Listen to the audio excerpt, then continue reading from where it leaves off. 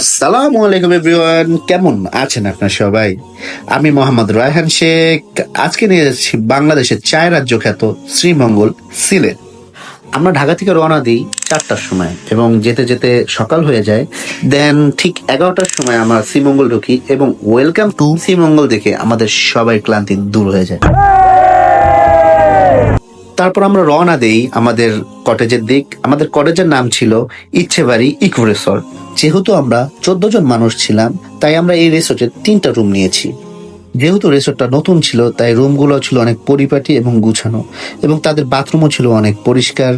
কটেজের পাশেই ছিল 2 তলায় আড্ডা দেওয়ার জন্য সুব্যবস্থা, এবং এখানে আনলিমিটেড চা ছিল ভাই, সেই লাগছে আর কি।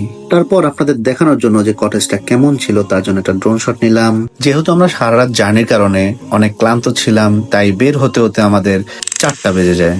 তাই এই কারণে আমরা কিছু ভিডিও করার জন্য রাস্তার পাশে একটি চা বাগানে নেমে যাই। তারপর চলে যাই আমরা সীমান্ত 71 নামে একটি পার্কে। এটা সীমান্ত রক্ষীরাই এটা দেখাশোনা করে এবং টাইম পাস করার একটা বেস্ট প্লেস। তারপর যেহেতু আমাদের শরীর খুবই ক্লান্ত, তাই আমরা আর বেশিক্ষণ না বসে আমরা আবার রওনা দিই আমাদের কটেজের উদ্দেশ্যে।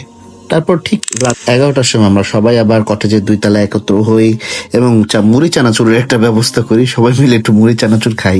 দেন আমার ছোট ভাইরা নাচানাচি শুরু করে দেয় একদম, এবং এই নাচানাচি তাদের বন্ধই হয় না, এবং রাত 2টা পর্যন্ত মনে হয় তারা এরকম নাচানাচি কুলাচুলি চিলাচিলি করতেই থাকে ভাই।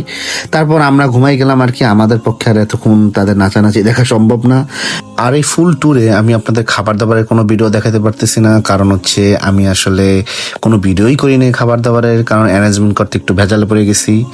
সো আজকে এই পর্যন্তই। ইনশাল্লাহ পরের ভিডিওতে দেখা হবে, এর একটা পার্ট 2 আসবে ইনশাল্লাহ। সো আসসালামু আলাইকুম।